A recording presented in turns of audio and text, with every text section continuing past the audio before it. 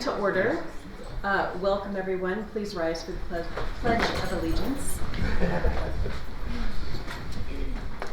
I pledge allegiance to the flag of the United States of America and to the republic for which it stands, one nation, under God, indivisible, with liberty and justice for all. You may be seated. Do you need I need a motion to approve tonight's agenda. So moved. Second. Motion and a second. All in favor say aye. Aye. Any opposed? Hearing none, the motion carries. I would like to remind everyone that these board meetings are business meetings held in public and they are not public board meetings. The board's governed by Idaho Code Title 74 and Title 33, Chapter 5, Idaho Administrative Procedures Act, or IDAPA, and follows our district policies. The time for public input is provided for the public to express themselves to the board. It's not a time to engage with the board, nor is it a time to have questions and answers. The board in its discretion may ask clarifying questions to ensure it understands the input provided. However, no discussion or conversation takes place at this time. All input will be received within a 3-minute time limit. Moving on, I don't have any announcements. Do you, Lisa? I do have, just want to let the board know that we sent our 5th grade advanced learning kiddos down to Moscow for the IDX challenge, and John Brown team took 3rd place and Twin Lakes Elementary took 1st. Oh, that's awesome. Yes, so I'm super excited about that. Congratulations. To John Brown and Twin Lakes. Yes. And those that competed. Okay, we'll move on into public input. We have 2 people that like to do input. Is there any more that filled out anything? Okay, first up is Anita Dupsik.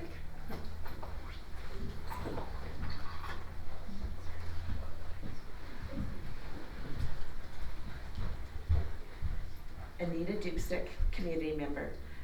First of all, I would like to thank whoever is part of the leadership team for Lakeland. They let the Republican caucus use some of their buildings for the caucus on March 2nd, and our caucus was at Lakeland High School, and Principal Hoffman and Mr. Neff and then their custodial team were just amazing to work with. So we really wanted to thank you for that. I have a comment about item I.2 on the, I think it's on the action agenda. Okay. And it's labeled filming at Lakeland. I don't know if that has been looked at and it's going to be for approval, but I read the play and it just had some disturbing things in it. One of the things is on page 6, they use the N-word. I didn't think that was allowed anymore. So that disturbed me. There's drug usage and a lot of referring to drug usage. There's demeaning language towards both male and female, and part of it addresses women's body parts. And there's often just some kind of racial focus on there. I'm not really sure what the purpose of it is. I know that if they film there, I know the district and the school and some of the students can possibly earn money, and this is only the first half of the play, perhaps they redeem themselves, but some of those things I don't think our kids even need to be part of to even speak that kind of stuff. And then there's one thing, so I didn't put anything about curriculum, but may I make one comment about the curriculum? Yes. I'm on the curriculum committee and we had a meeting on Monday and I was really discouraged. I looked at 4 different curriculum, 2 of them I did myself, and then 2 other ones that some other middle school teachers looked at. And none of them were approved, but, and I believe what's going to happen is that they're going to go back to the teams at the schools. It doesn't seem like anybody was really happy with anything, but what was discouraging to me is there are just undertones of a lot of progressivism, things like climate change, and you know, I know that often we say it's not a big deal. It is a big deal. All of those little things that have snuck in have put us to where we now have to look at curriculum to make sure things aren't affecting our children. And I was listening down in Boise, they're doing the gun, the concealed carry online. Absolutely, we need to protect our children physically. This is mental stuff, and a lot of this stuff is worse than a physical. Yes, you can get. Anyway, the stuff that sits in our minds can sometimes be worse than the stuff that can be done to our bodies. And I just wanted to let you know that that was just discouraging to me. Thank you. Thank you for your input. Next is Allison Knoll.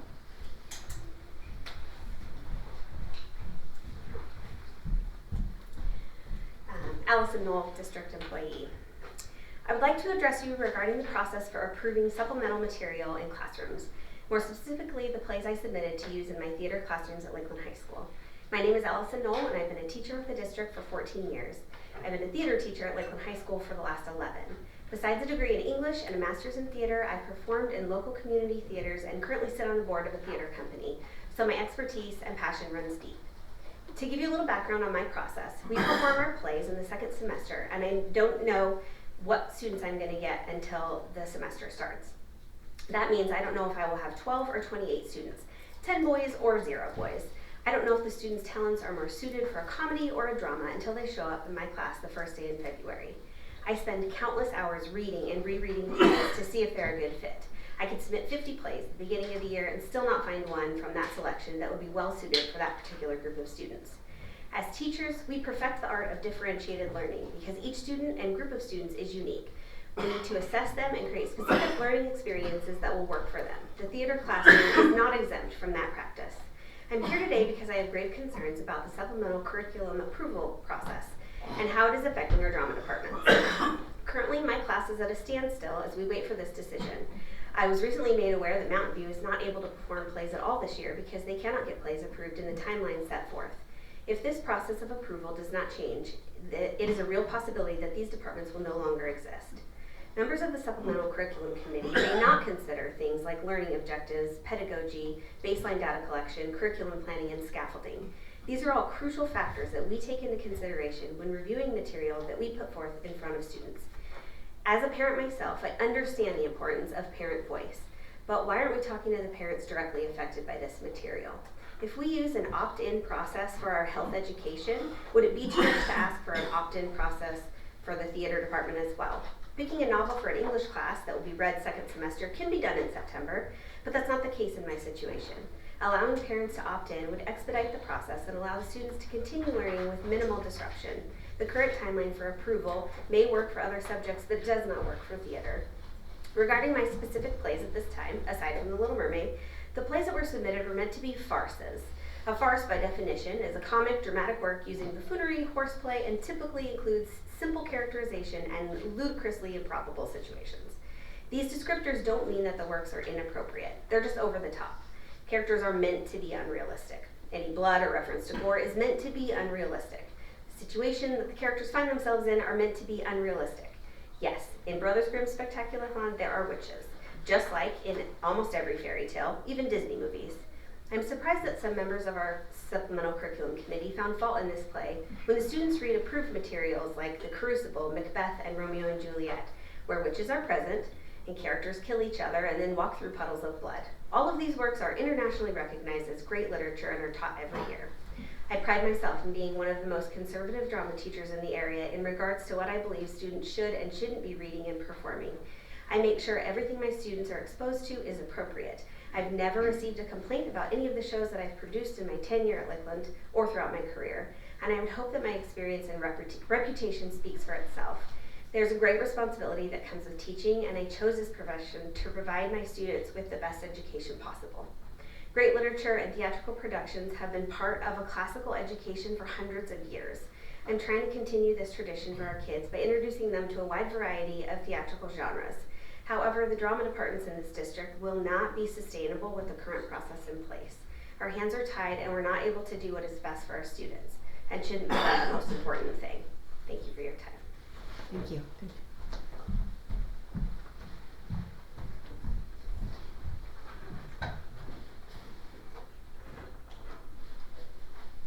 Okay, no more public input. Moving on to reports. We have the financial report. Did everyone have a chance to review that? Are there any questions, comments, or points of discussion within the financial report? Can we get a date on these? Yeah, it's As on a- the first page. Bottom, underneath, total expenditures. Very little. Oh, Very I small. meant the through year to date, the through, Yep, like, it's always through the end of the last month, so 2/28, but I will put it on there. please, thank you. Yeah.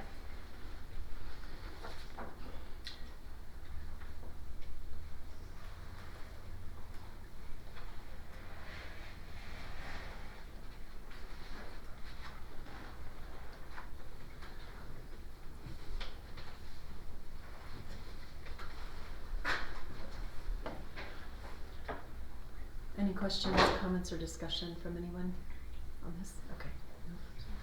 Thank you.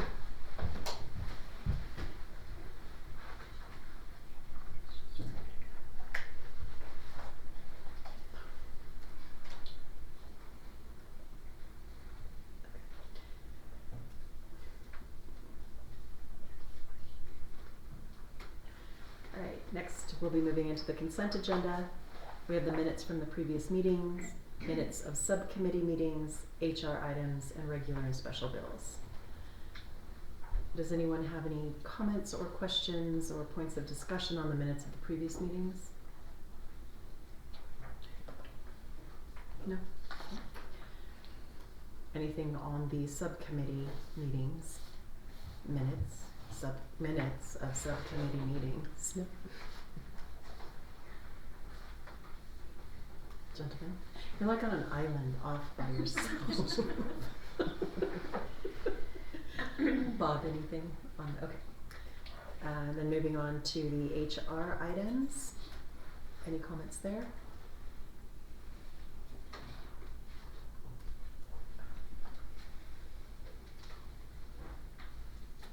Board book memo, any of the hires? Okay, regular or special bills?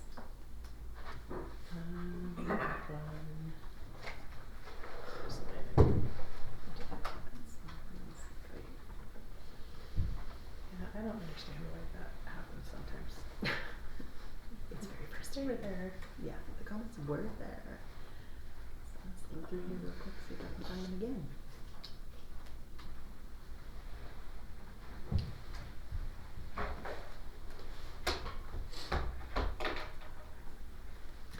Okay, one of the questions that I did have, if you want to introduce yourself first, that'd be great. Jessica Grantham, Chief Finance Officer. Thank you. The Kaplan Early Learning Company TLE playground structure for $12,709, was that for the preschool? Yes, And is that being reimbursed to the district? it's already a donation that we have on hand Okay. that we're utilizing the funds for. Okay. Just as a reminder to the board, a year ago last fall, we had Corsair Development, I believe was the name of the company that came, Yes. and they had the check, the donation check, Mm-hmm. and we agreed at that time that we would use those funds for this project, so they've been sitting in a dedicated budget. Okay, except I have documents that show $25,000 was a donation. Is that what it's Yes. referring to? Yes. Okay, okay, Yeah. This is, 12,000 of the 25,000 that was Interesting. received. okay. On K-Tech, we paid the second half of the operation budget of $162,731, but then we also paid NIPTech funding for director and assistant director duties for $8,000. Yes, so that's for our CTE grant. Okay. They help us with all of that, and that's Okay. money well spent. Okay, so it's not, I mean, the funds are going to K-Tech, Right. but it's not for K-Tech programs? It's specifically to help us with the administration of our CTE funds. Okay, It's our part of that person's Okay. salary. which isn't part of the building operational operations, budget? correct. Okay, The sweatshirts for student council, is that your kiddos? The district's The district's, student okay.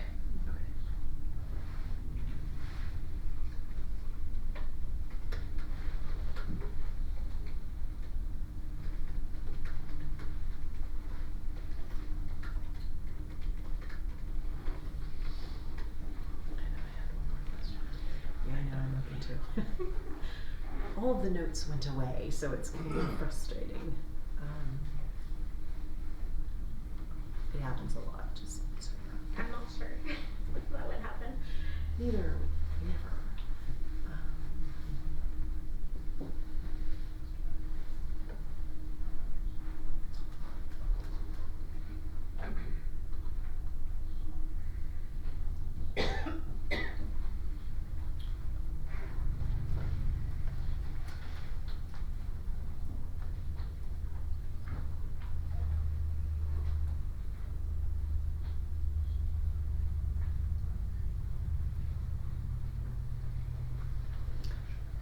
A Garwood Assembly, is that not within Garwood's budget? That's a district expense? That was part of their, let me double check. We had talked about that one specifically. For some reason I can't pull it up, so I can't see it. It was paid to Cody Jones for disability awareness for $1,500. Is that not a building budget? And that's the district's? And that should come out of their instructional. I thought it did come out of their instructional. It did come out of their instructional Okay, building so budget. it's Yeah. coming back. And this, that's what my other, that reminds me that my other question was the, Timberlake Middle School, the care trip. The care trip. Oh, that was mine too. That's part of their field trip budget. Okay, so it's I guess maybe we should revamp these, the bills, so that we have a better understanding of actually what's coming out of the district funds and what's coming out of building So- budgets. Those are both coming out of district funds at the building level. Okay, Mm-hmm. but So then that is they're it being, allocated money for field trips based on their per student enrollment. And they're utilizing those funds for that field trip. The same with the instructional. There was a very persuasive conversation regarding Cody Jones coming to Garwood and how it did fall into instructional content versus, which is why it was allowed to be paid for out of the instructional budget. okay, I hear what you're saying, but from my standpoint, I mean, we do our budget, but then we know each building has its own budget, but when we have a list of bills, my assumption is all of it's coming out of the district without any understanding of what's being hit to I the can buildings. add a column, so when Okay. there's different definitions for building budgets. So we have the district level budget, we have the building budgets that the district provides to the buildings, and then they have their own SBAA funds, which are the Okay. funds that they fundraise for, Right. and they have at their building level for their discretionary use. Okay, We can add a column to say if it's coming out of the district budget, the district building level budgets, or their SBAA funds if you would like. that'd be great. Okay. Yeah. Not that I'm sure you don't mind answering our questions, I don't but mind answering your questions. That's what we I'm might here not for. have as many. Nope, I can definitely add a column for that. Okay. Alright, so I think that was it for me, cause you brought up that one. Do you two have any? Okay. Thank you very much. Thank you.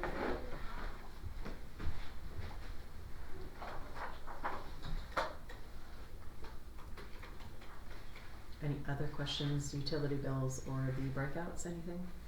Okay. So if nobody has any further questions and there's no further points of discussion, I'll entertain a motion for the consent agenda. Move to approve the consent agenda.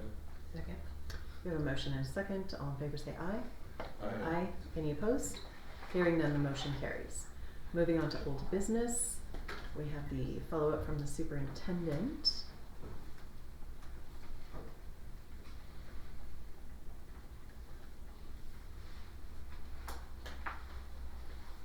Bob, do you have any discussion? Because a lot of follow-up was for your questions from the last board meeting. Well, not a lot, but some of. Okay, all right. Do you have a better understanding on the Sunday activities at Timberlake? Yeah, I understand what's going on. I mean, he's kind of playing to his audience, which is understandable. On principle, I would still say we shouldn't be doing it on Sunday, but so be it. Okay. Well, and I don't believe it's just occurring at Timberlake. I believe No, it's. I understand that. Okay, yeah, it's district-wide. Well, just for the record, it used to be the policy of the district, no Sunday or Wednesday evening scheduled activities. Right, And that went by the wayside a long time ago, I know. okay. Okay.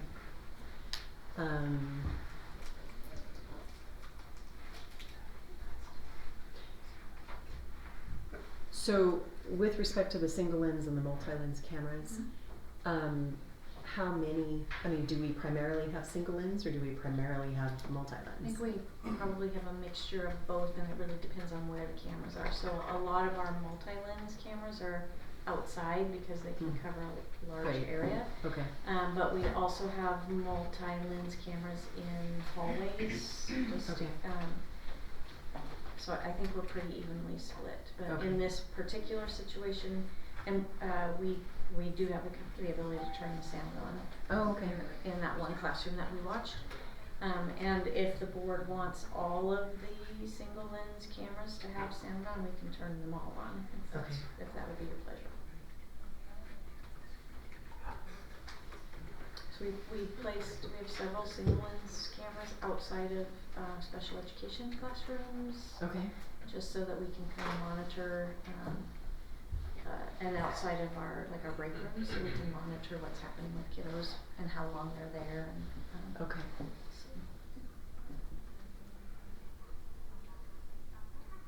Well, that may be a point of discussion we have with regard to the sound on the lenses. Or the sounds with the camera. We just don't have sounds. But okie doke. Okay, we have the financial follow-up. Hey, here's a comment. Does anyone have any other comments, questions, point of discussion on Lisa's follow-up? No? Okay. That's my comment.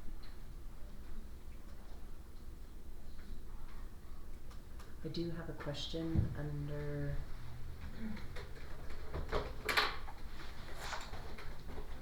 the Board of Education detail, and I've probably asked this every meeting, and if for whatever reason I can't remember it, but what are our purchased services budgeted for $35,000?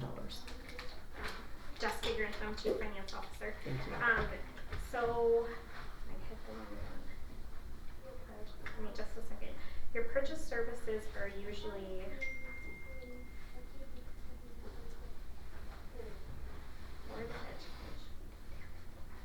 so on the second tab of that spreadsheet, there's a detailed activity tab.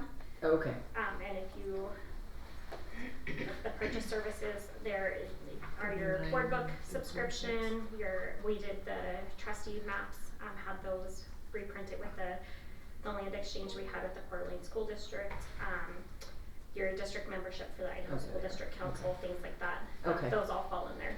Okay. I do want to note, Trustee Jones, that the appraisal for Cooper Field came in less than $4,000. It came in at $2,700. Oh, good, I'm glad to hear that. Yes.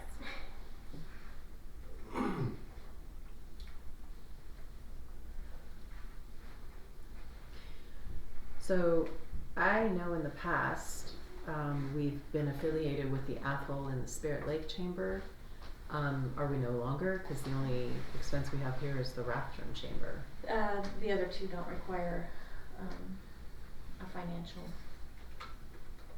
I recall seeing money go in that direction. I'm on the Spirit Lake Chamber board. Okay. We've never been invoiced. Huh. I wonder why we were in the past. But okay. I guess when I say never, in the 2 years that I've been doing it, we There you go. Fair enough. Fair enough. And I've not been to an Athol Chamber meeting. I'm not sure they're actually active at this point. Okay. I know the last time anybody from the district went, there were only 2 people there. Okay. So, Trustee Grissom would know because I know she goes to them, but she's sick. yeah. So, okay. Chair Thompson, Yes. I did want to point out, I did add the facility levy tracking to the financial follow-up for you as well. I did notice that.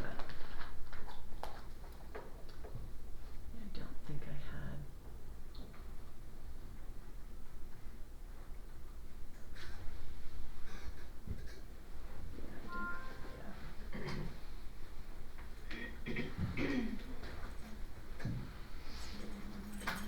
Okay.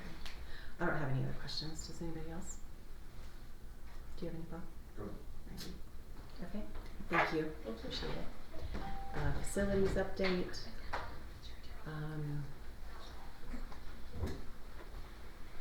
Do we have any questions?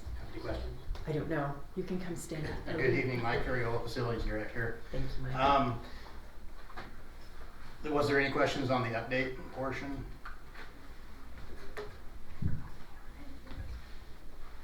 I didn't. It was really straightforward. So Right. thank you. I for try that. I try to give as much detail without too much detail, if that makes sense. Anything of any? Give us a little bit more information about your inspection of the Garwood playground equipment. So the Garwood playground equipment, like several of the other pieces of equipment at the schools, a few years ago we started actually taking components off of these structures because they were failing. Garwood's is to a point now where that it's beyond even doing that, and my recommendation is that we pull it. So we've got, if you go out there, you've got broken welds, you've got the coating that comes on these things, the safety coating, that's all failing.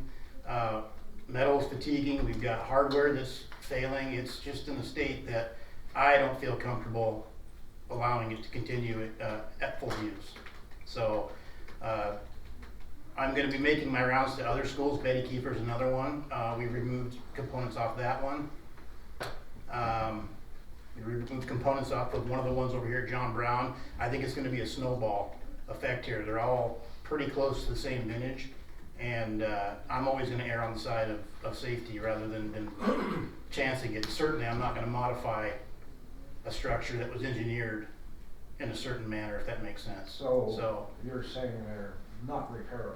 Correct. In any form? Correct, and anything that we do, and again, I'm also looking at it from the angle of liability, so I'm not going to put myself or the district in a situation where, you know, we go over and we start fabricating parts, because you can't buy parts from anymore, that's another issue, to get them back to a state, then the structure now is not deemed certified. So I don't think that's a road we want to go down. So I'm going to recommend, as I continue looking at these structures with the principles, that we most likely are going to end up pulling more, but for sure Garwood is the worst right now, and it just needs to go. So I've got that scheduled for demo this summer, and yeah. And that's the reason why a couple years ago I started the specific safety or monthly safety inspection for play structures, right? Because I knew we were getting to a point where they could be a problem, and I wanted to cover ourselves. And so, but I really do think that moving forward, we're going to start seeing more of them needing to come out. And again, I'm always going to err on the side of caution. If there's even a hint of anything, I'm gonna pull it. Jake has got plans, I think, to purchase possibly a structure, you know, once that's removed. So he feels that there's plenty of stuff for the kids to play on in the meantime. So he's not concerned in the least about that. He's in total support of it. And that's kind of where we're at with that. You're welcome. Disheartening to come to this conclusion mid-year, and Well, in defense of Mike, when he was there examining, I actually happened to be there just checking out the school and talking with Jake. And so we all looked at the play structure together, and it is in really bad shape in the sense of it's just not safe. I mean, it breaks my heart that these kids are, that's what they got. It's just not. the PTO had fundraised, They did. Well, and then they were told they couldn't buy play equipment. Yeah. Their fundraised But funds. they haven't spent those funds, so, No. but Okay. I think what's important for the board to know is they do have, I wanna say it's around $20,000 that they have saved. That buys a very small little component of a playground structure. And I know, Mr. Ferriola has his 10-year plan and one of the systems that he's really looking at are our playgrounds. And we've not done a good job with that over the years.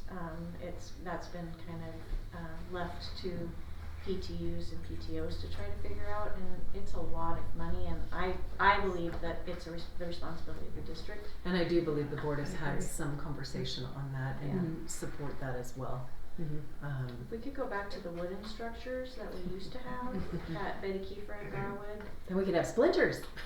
but those pull out, and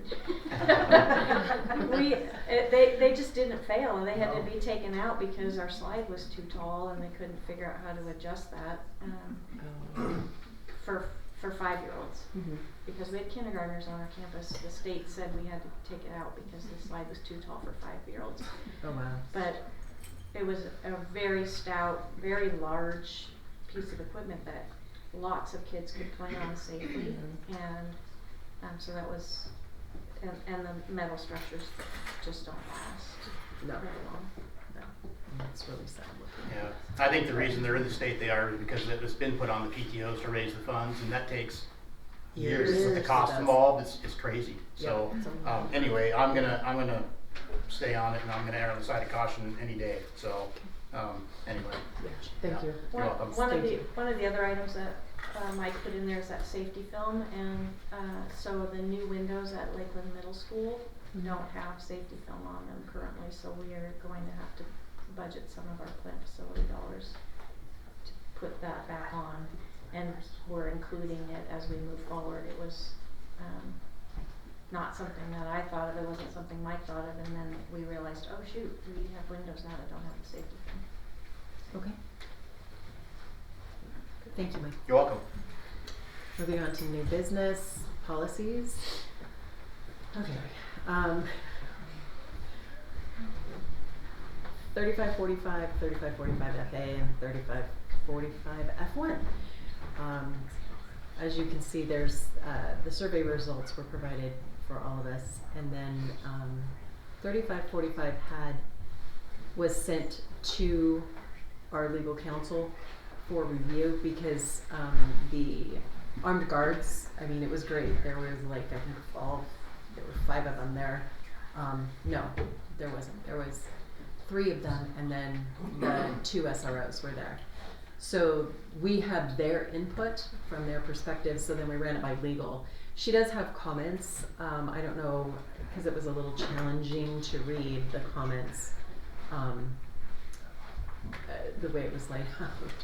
So I don't know how you all feel, if you want to send this back for the committee to adopt her comments, if we want to just adopt the comments, if you'd rather the comments be put in there so that you guys can actually read the policy and what she's recommending. I don't know what you would like to do. With I respect did to have this one one. question, which probably Lisa can answer. Has universally, have the district building level administrators have they had an opportunity to review this and comment on it? And the whole district has, because it went out to the entire district. We have the admin team tomorrow here for our admin meeting, and we go through the policies at that point in time. And there were administrators at the policy committee meeting. I saw there were some there, Yeah. but you know, I would favor maybe tabling this until you go through that process, and then back to committee to make the adjustments according to legal counsel. Okay. Okay. The way this is written, just so you know, it does mirror current practice.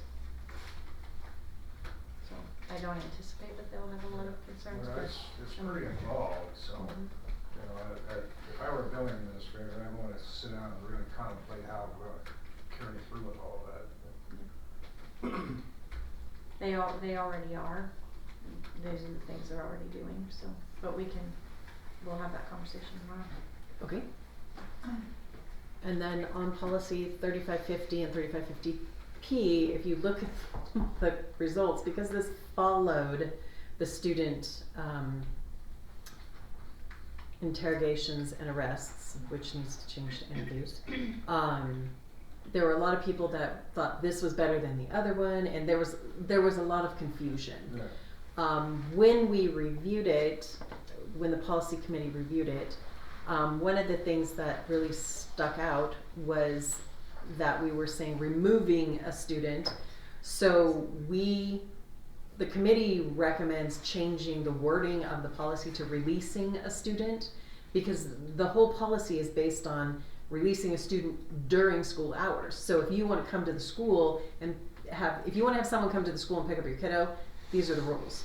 It has nothing to do with police interrogation, etc. So that was their recommendation, and it did The change did make it to the policy, but did not make it to the procedure. So we'd have to revamp the procedure to say releasing of students during school hours. And then there was there wasn't really any minor change of the language from removing to releasing.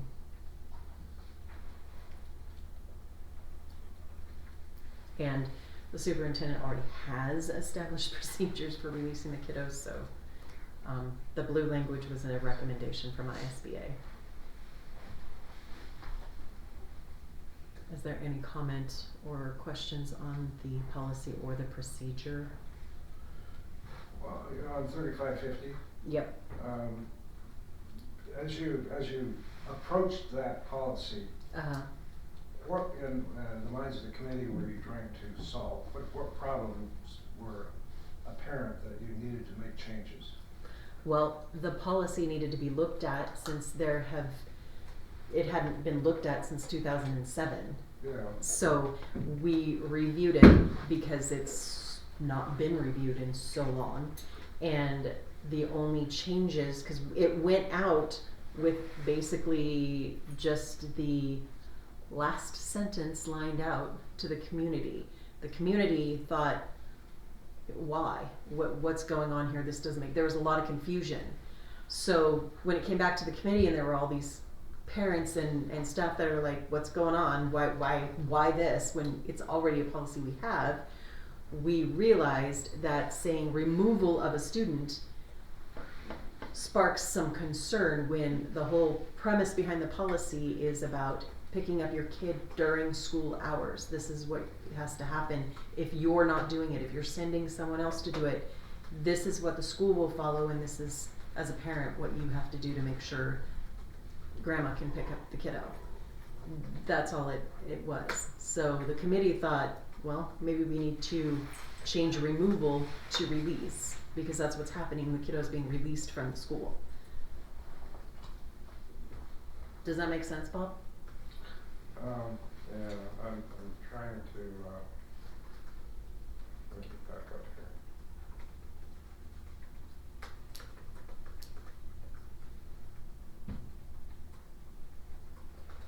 So as we're looking at this, 3550 will stand as it's written, but the next. Well, 3550 has minor changes in the sense, if you go to the second page, this took me a while to get figured out, but if you go to the second page, you can see where we've changed removal to releasing, and we lined out the last sentence, because even staff was saying, what does that mean and why is it there? Okay.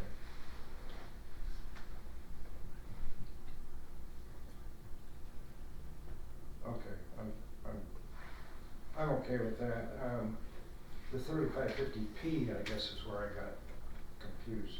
Okay, the P is not something that we've had before, so it's being added to show the procedures of how it occurs. And one thing that the staff really wanted to emphasize within the procedures is that, you know, they can only go by the information they have, and parents need to understand Right. that. So if they're not updating the information, the school's bound by what the parents put in there. That's reasonable. Right, so that's the red lettered addition to say, you know, we have to go by what you give us. If you don't give us the information, we don't know.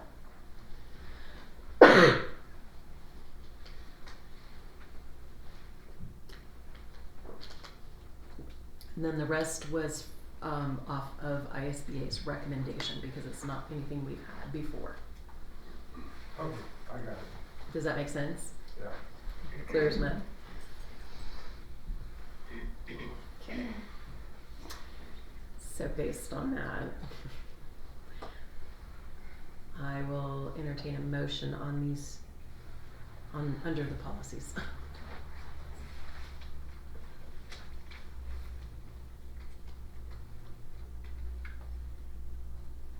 You want to do them together?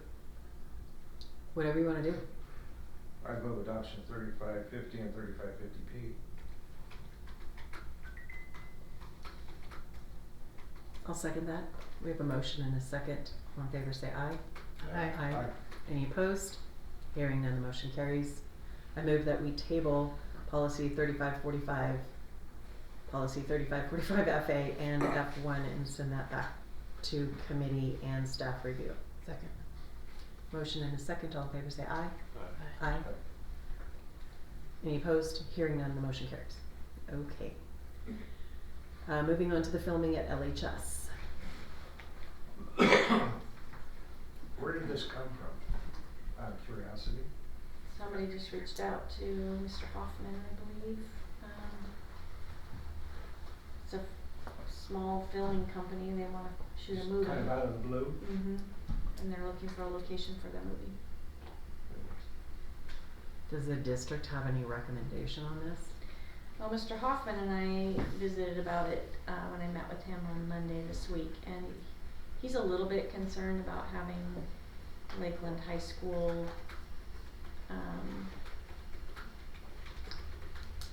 in conjunction with some of what our patron talked about today. Just not sure that that's how we want our district represented, Okay. and the use of our facilities.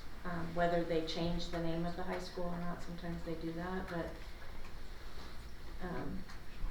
he was uncomfortable. So. Okay, well, it's his. Based on the limited information, I can't vote in favor of this. Okay. Do we need to have further discussion? Dave, any comments? No, if they don't feel comfortable with it, I don't agree with it. Okay. Yeah. I say it's, you know, Jimmy's the principal, it's kinda his ship and He's worked really hard at the reputation that Right. Lakeland High School has with the community and just across the state, and this isn't what he wants it to be known for. If the script is what was presented to us, that's not who we are, so. Okay.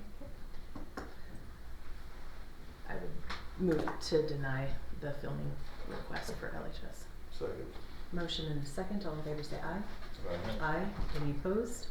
Hearing none, the motion carries. Moving on to the Children's Village MOU. This was brought to us at our last board meeting, but it was tabled due to some language issues. They had Coeur d'Alene High School in their Coeur d'Alene School District, I guess. So that's been changed. Do we need to have any conversation or discussion on this? What's the superintendent's recommendation? I would recommend that we participate. It provides some services for families that we can't provide to them.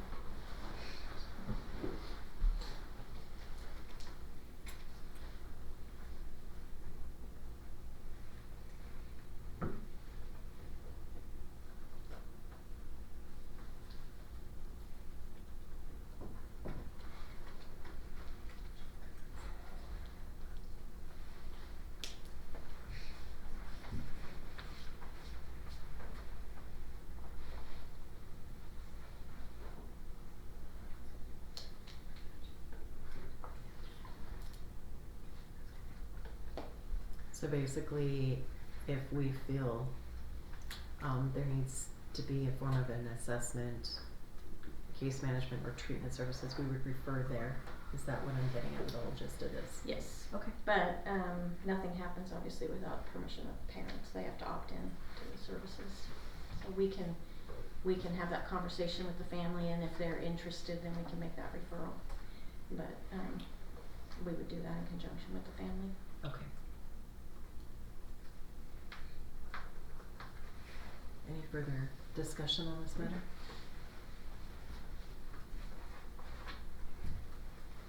Bob's pondering. I can see the wheels one. I'm good. Any further conversation? No? No. Okay. I'll entertain a motion at this time. Move to approve. Second. We have a motion and a second. All in favor say aye. Aye. Any opposed? Hearing none, the motion carries. Moving on to the supplemental curriculum request. It should be noted that when this was first uploaded, within the program that we use, It did eliminate the second page of the comments. So we did get that, it was brought to the district's attention, and then they did get that rectified today. So we do have the correct thingy, technical word, with all the comments. So we have all the comments from the committee. Before we did not. So I don't know if anyone wants to have conversation. I do,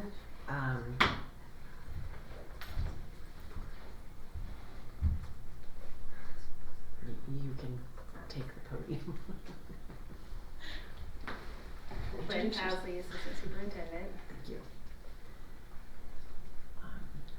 I do think that Ms. Knoll's comments are very valid, and possibly there does need to be some revamping of process in dealing with plays and second semester curricula that needs to have more of an expeditious Fast tracked. Yeah. But that being said, I mean, I don't know. I like the option of the opt-in for parents, as far as the kids that are participating, because it's an after-hours event, so anybody that shows up, it's at their own will. So allowing my understanding, Allison, would you like to come up here? Is your process is kind of the kids are a part of deciding what some of those plays are and what their interests are, and so allowing it to be a collaborative effort, and then having parents have the ability to opt into it.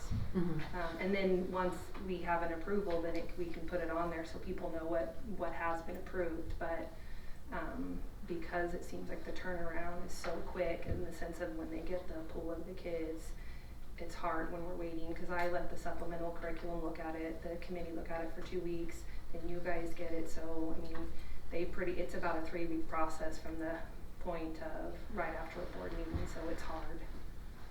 And I understand that. I don't like the thought though that Mountain View is not able to. I didn't know anything about Mountain View, so Yeah, I haven't bothers received me. anything I'm not regarding familiar. Mountain View. I don't know if anybody's here. As far as there was a request to Mountain View, I haven't received one, so Yeah, when there's situations like that, we need that to go through that chain of command so that we know, because we don't know if we don't know. I mean, Right. if there's a situation that we can do better and faster, we need to know about it so that we can do it. So I don't know that's- anything about Mountain View in a play. Nothing has come my way. I don't know if it came to you. Okay.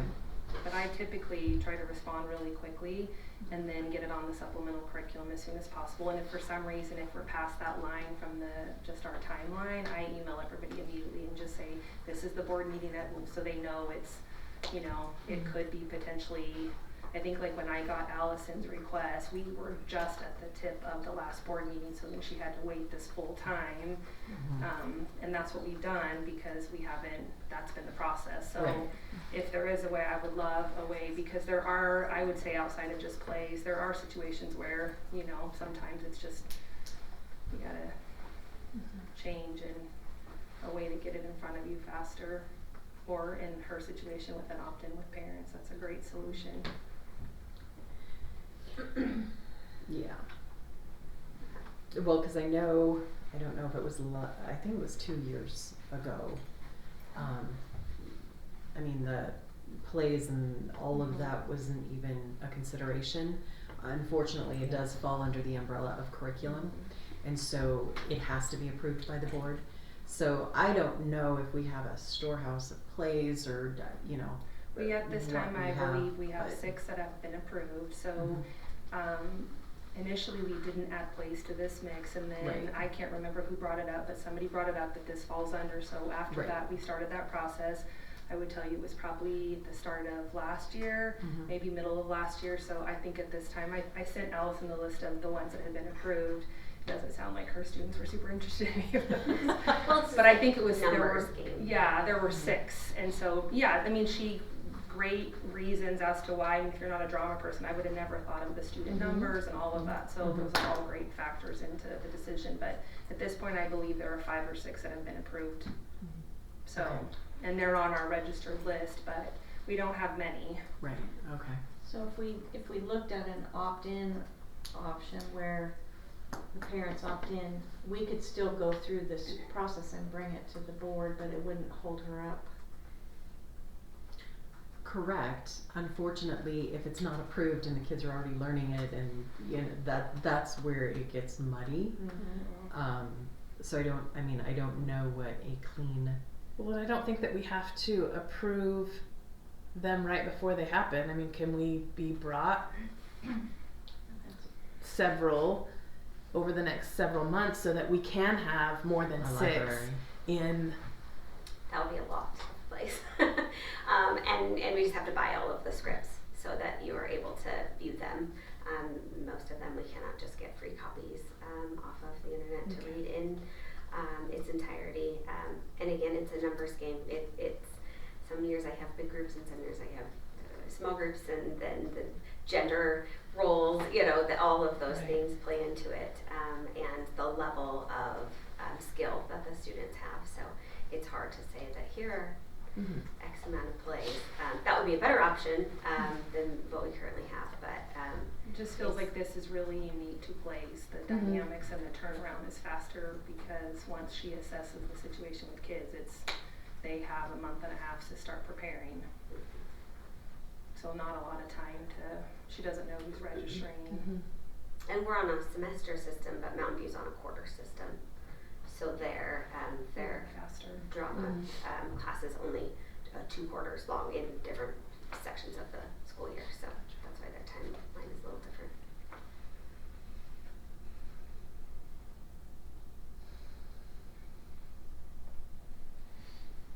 If we bring It's all after school, right? No, drama's during school. They're The practicing during class. It's after school.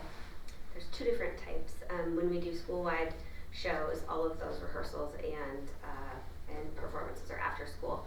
But if it's in my acting 1 or acting 2 class, we rehearse during class, and then the performance, a handful of rehearsals are after school, and then performances after school. Are any of these, because you bring up a good point, I know, well, I think Timberlake's had a little struggle with this, but I know that Lakeland has a drama club. That would be our school-wide musical. So we do a school-wide musical every other year, and we were listed as a club, but about the 3rd time we had to fill out the paperwork, we just figured, well, it's a school-wide thing, it's not club-based necessarily, Okay. so it's not technically called the drama club. Okay. All right.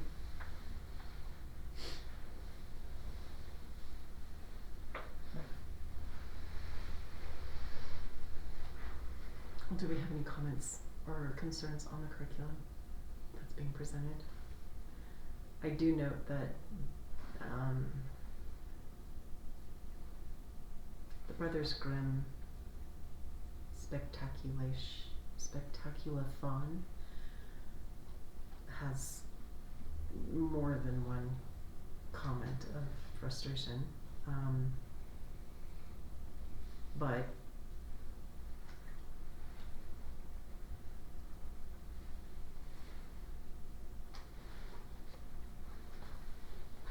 If we could do an approved opt-in where the parents are giving permission, and then we bring you that permission with the opt-in from all the parents, and that way you're aware what the parents are choosing. What would students that are not opted in by their parents be doing? There's a lot that I could have them do, and like I was talking about differentiated learning, it would depend on what that student was interested in. They could do research on a play. They could be, if there's more than one, we could have them writing a skit to perform. There's lots of backstage things that they could be doing.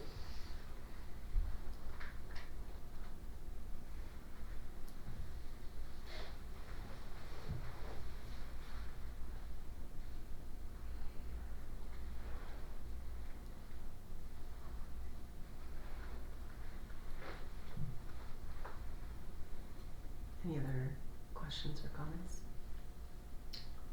No? Okay. Well, if there's no further discussion, I'll entertain a motion on the supplemental curriculum. Move to approve. Second. We have a motion and a second. All in favor say aye. Aye. Any opposed? Nay. We have 3 in favor, 1 opposed. Motion carries. Okay.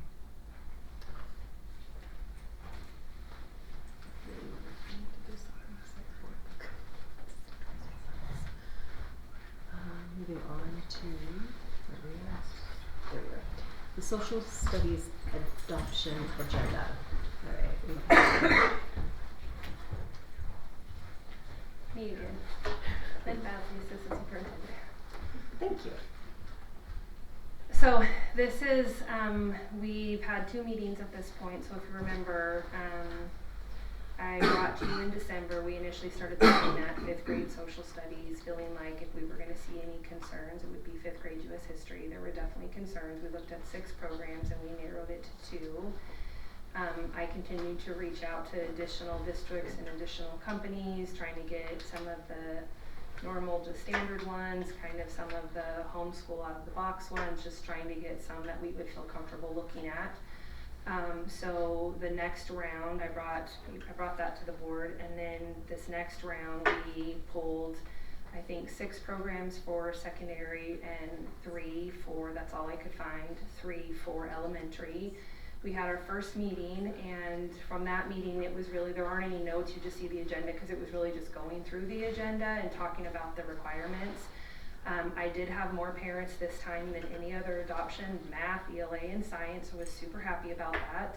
I had 30 parents, I think roughly 30 parents sign up, and I've had roughly 9 to 10 show up in attendance, so that's great. In the past I've had I think 4, so that's this, I'm definitely more well attended. So we just went through the process of what the requirements are, what the expectations are, and then we spent the rest of the time just pulling material, and then I walked through how I want them to document their concerns. So several of the material is still checked out, but if you walk through, you can see people have tabbed various books because of concern or whatever, so I will leave this out. We did have our second meeting, and I'll bring you that agenda next month. We had it on Monday, and to one of the speakers' point, a lot of the programs, everybody was pretty underwhelmed with them, meaning that some of them definitely had some concerns with CRT, that type of thing, but a lot of it was just, it's not high quality, it's more of the same. So I broke us up into elementary, middle school, and high school, and just really let the teams decide.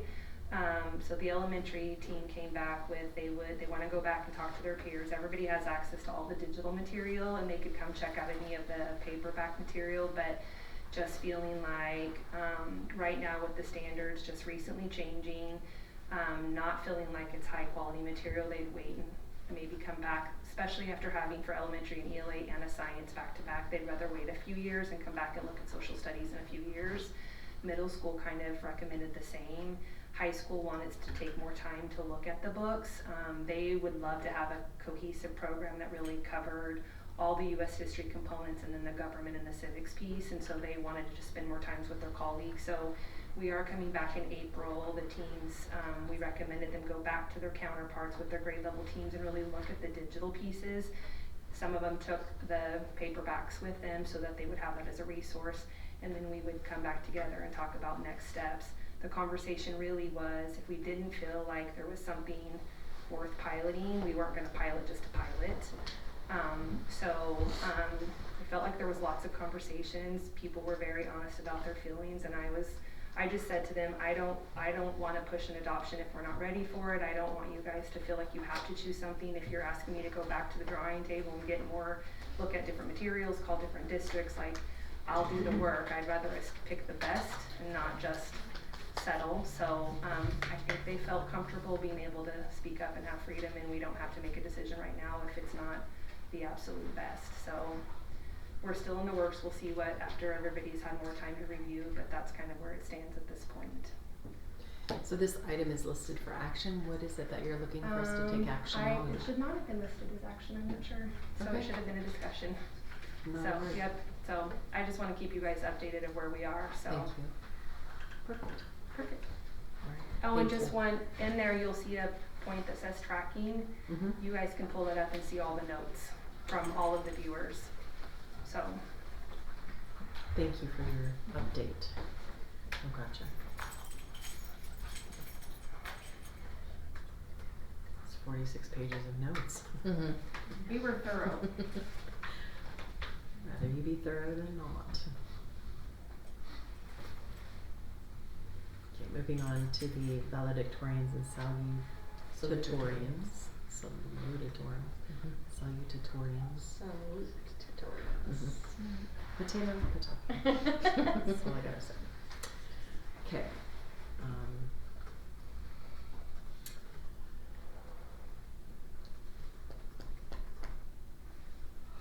Is there a reason we have so many at Lakeland again? Yes, so they are in the process of revamping, and I think we've got it pretty well dialed in, but Okay. they felt pretty strongly that these kiddos came in as freshmen under the old way of doing it and looking, and so they've been, all of their choices along the way have been to align with what the requirements were for valedictorian, salutatorian. They didn't feel that it would be fair to change those requirements now. And so, they know that that's where we're going. And Jimmy's here if you have additional questions, but I asked that same question, and they didn't want to pull the rug out from under kids who've been working for 4 years to earn that recognition. Okay. Mr. Hoffman, can you come to the podium?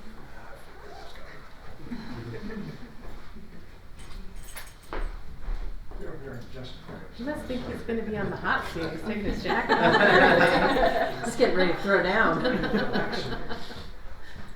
Jimmy Hoffman, principal, Lakeland High School. I think my question is, what was that criteria? Because like with, one thing that Mr. Everlin did was kind of outline why each student was chosen, for their, honors. And I just was kind of curious, these are chosen based on a set of criteria and what that criteria was. So, the criteria is lengthy in order to get chosen for a valedictorian, salutatorian at Lakeland High School currently. And the reason we have changed our protocol and our process, and that's going to be with our new incoming freshmen that are going to be coming in. As Ms. Arnold said, we didn't feel like it would have been right for these kids that you're going to choose, if you're going to be a valedictorian, you're going to choose that very early in your educational path. And most of them choose that as their freshmen because they're now going to have to start getting themselves ready to take all the upper weighted classes that are required. But we have changed the process to where now the selection would be very difficult for there to be multiple valedictorians or salutatorians. So are you telling us that we have 3 more years of multiple people? That would be my recommendation, just out of fairness of the kids that have come in and they've set their eyes on this document of trying to run and be a salutatorian or valedictorian, and that's kind of their goal. It probably wouldn't make a huge impact on the freshmen if we had to change that now, but I think if we started changing the sophomores, juniors, and specifically the seniors, I do think that would probably make an impact on and maybe even eliminate some out of the running.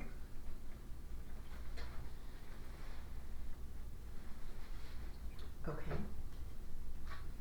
I can show you this new process and send that in for the next board meeting, and you guys can look at this new process and selection of how we're looking at selecting our valedictorians, and I think you'll be pleased with that new process. I suppose you would need to send us your old process. Yep. As well, You so bet. that we So you can see the difference. Yeah, the difference in the You bet. improvements that have been made. I can definitely do that. Okay. just from my perspective, I mean, these positions are honorable positions, and I'm not a fan if everybody gets a ribbon. And I know these kids are earning it, but when it's so broad that everybody gets to earn it, is anybody really earning anything? That's, I mean, because we've had way more than this before, Yeah. which was what prompted the conversation several years ago about why are there so many. And I do think that the hard efforts and all the work that these kiddos go in, there is recognition all along the way. Sure. So I'm not at all trying to minimize that. You bet. But it is challenging when you see so many.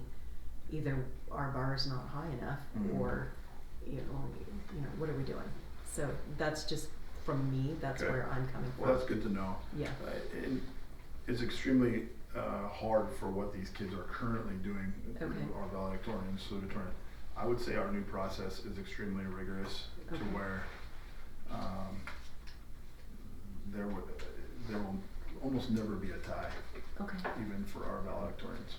The conversation that I've had with Mr. Hoffman and the two assistant principals at Lakeland High School is that by definition your valedictorian is your top scholar. Right.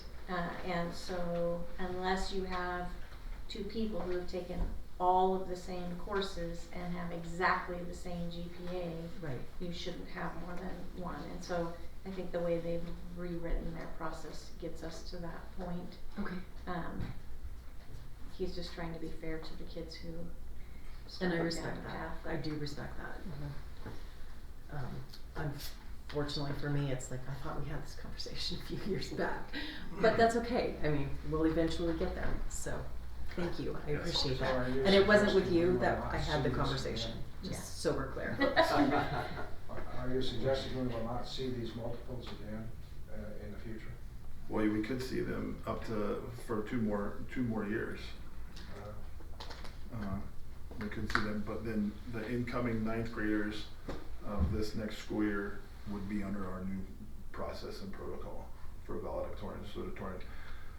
I could go back and forth about allowing our freshmen currently to quickly transition them over to this new selection. Mm-hmm. And I don't think it would be a major deal breaker. But I think once you get to your sophomore year, I think it's pretty telling. You're on a path. Yeah. Yeah, you're halfway there. Right. Okay. And you were talking to Bob. I don't know if you heard me. Yeah, But- so Bob asked if. No. Oh, I I'm was sorry. making a statement. I'm sorry. My conversation about the lists wasn't with you. You were not the administrator at that time. Just so you know. Gotcha. Okay. Thank you. You're welcome. Thank you, Mr. Hoffman. So I'll take a motion on the presentation for valedictorians and salutatorians. What letters do you have to pronounce them? I will move to approve the valedictorians and salutatorians for both LHS and THS. Second. Motion and second. All in favor say aye. Aye. Aye. Any opposed? Hearing none, the motion carries. Moving on to student clubs. We have a bass fishing club that's come before us for Timberlake High School. Comments, questions, discussion on this club?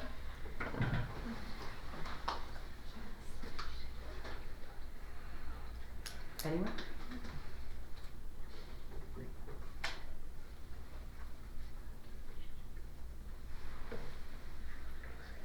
I think it's great. I do too.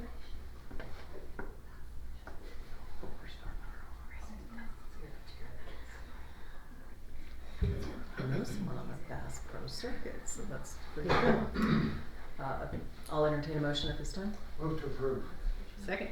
We have a motion and a second. All in favor say aye. Aye. Aye. Any opposed? Hearing none, the motion carries. Moving on to the prom location and dates for Timberlake High School and Mountain View High School. These were tabled from the last meeting. Any comments, questions, or concerns, discussions, anything? Move to approve. Second. Motion and a second, all in favor say aye. Aye. Aye, any opposed? Hearing none, the motion carries. We have the approval of the quitclaim deed. Oh, hold on. The John Brown conveyance agenda item.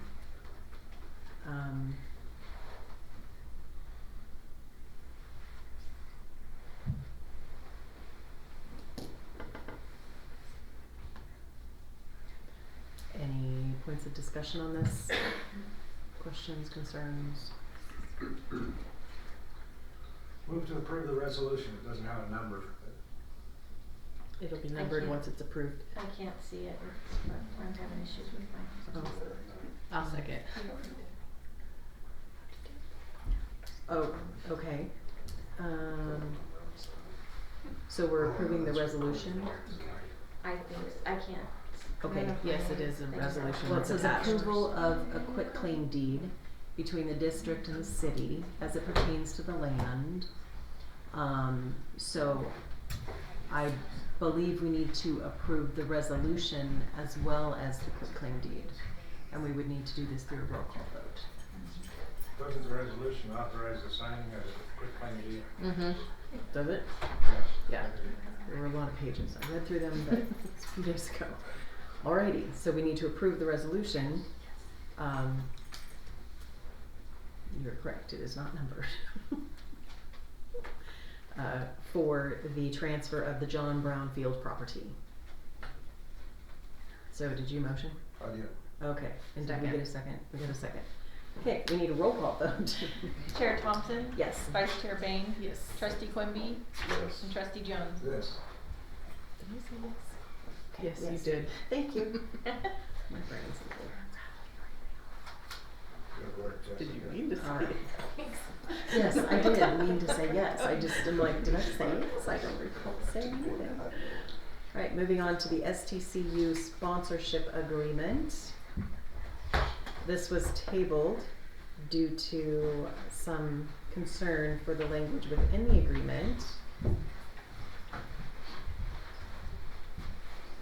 Does anyone have any questions, comments, points of discussion with regard to the agreement now?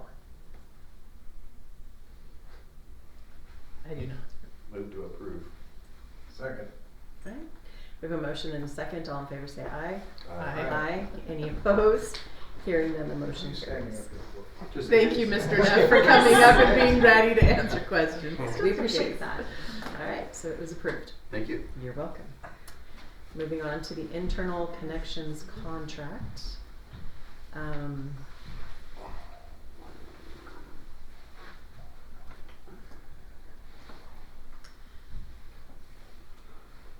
So we'd like to approve the, why is this not working? Okay. Chair Thompson, it's to approve the Ednetics bid for the wireless access points for the buildings. Okay. And that's the swipey key card, correct? Yeah. It's, No, it's it's the It's Wi-Fi. those Wi-Fi things that we have up in the ceiling that Okay. are standards for the signal. Got for it. the buildings. Okay, Justin from CFO, sorry. thank you.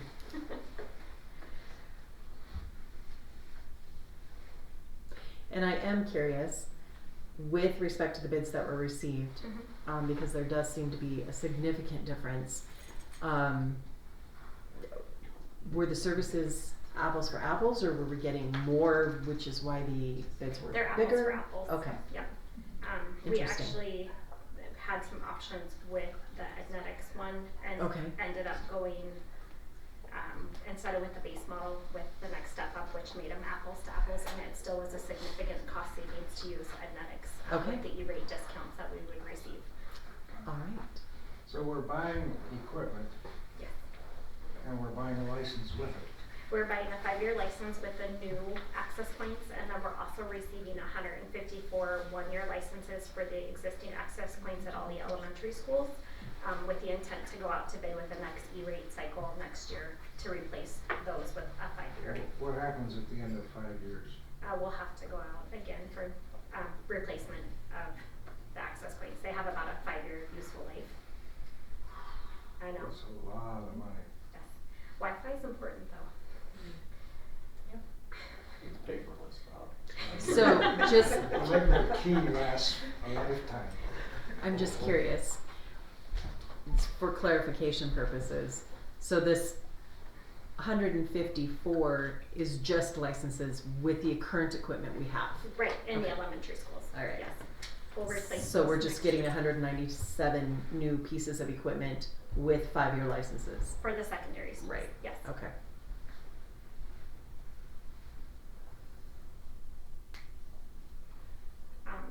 And in order to meet the application deadline for the E-rate funding, which would help pay for a portion of these, we do have to have an action to move forward with this Okay. tonight. Okey-doke. Is there any further discussion or conversation you want to have? I think for the public, it would be well for you to explain what these do that an ordinary lock does not do. This is not for locks. This This is- is for the wireless, in order for the laptops to connect to Wi-Fi in the classrooms. This is the wireless access point in the ceiling so that all of them can connect. Okay. Internet connection. Internet access? Yes, internet access, internal connections. So, unrelated to door locks, which we will be talking about later this evening. Really now? Yeah. That's the problem. Yeah, everything's titled the That's same. I'm just gonna stand up here for a little bit, so. Not a worry. Do you have any other questions regarding this, Bob?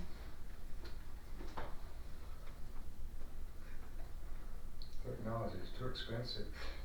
This is coming out of Fund 245, the State Technology Fund, which is being funded with state dollars. And- All of it? But you can't guarantee that'll be the case the next time around. It really depends on what JFAC decides, as far as that funding, but ideally, that would continue to come. My point being, we have to be very careful about buying into something that has recurring costs, even when the initial cost is borne by other than general fund monies. I don't disagree, but I do feel wireless access in the classroom is important with the platforms that we have in place with our curriculum. And our state testing. Yes. We can't do the state testing without the computers. Another unfunded mandate. How fun. But we do get to use E-rate dollars Yes, also. we're, Yeah. to help so offset. E-rate, if we can get this approved and we can, get our application completed, they would reimburse based on our free and reduced, percentage rate, and that's 26%, so we would receive 26% of the purchase cost back on this. So there's no impact to the general fund. No, this comes out of the state technology dollars with a 26% reimbursement on the total contract price.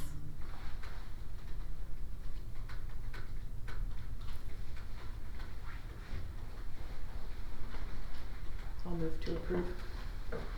The contract Yep. with Ednetics? Yes. Okay. Second.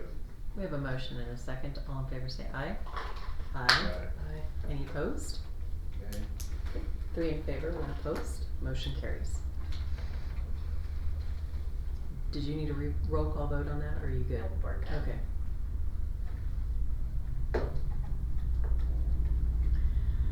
Next is the LMS gym upgrades. There's been a request.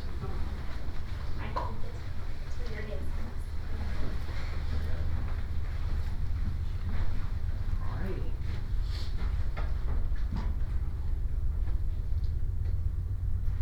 So, if I'm reading this correctly,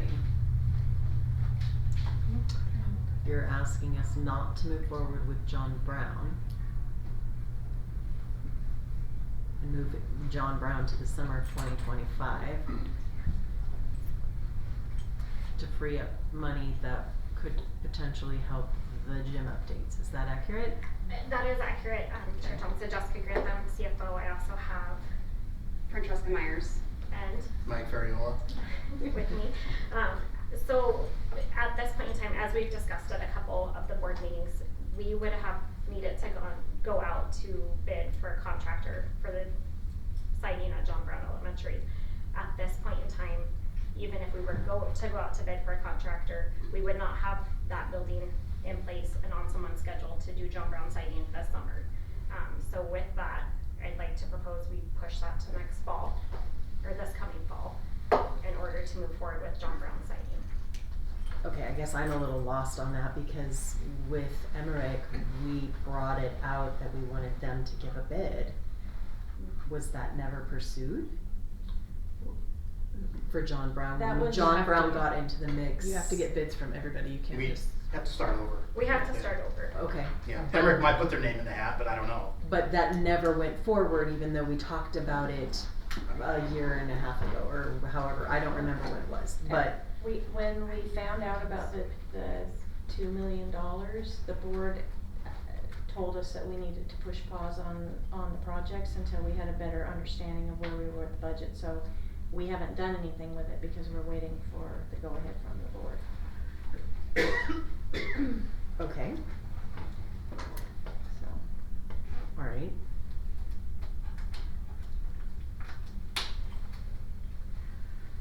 Take a deep breath. So in the board packet, I have included essentially the preliminary budget that we talked about at our board workshop last July. I see that. Related to the plant facility.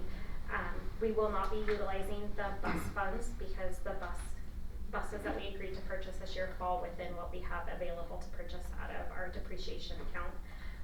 We also will not we will not use a portion of what we had set aside for the fencing project because it came in well under what we anticipated it would. So that frees up $73,731 of the previously approved preliminary budget.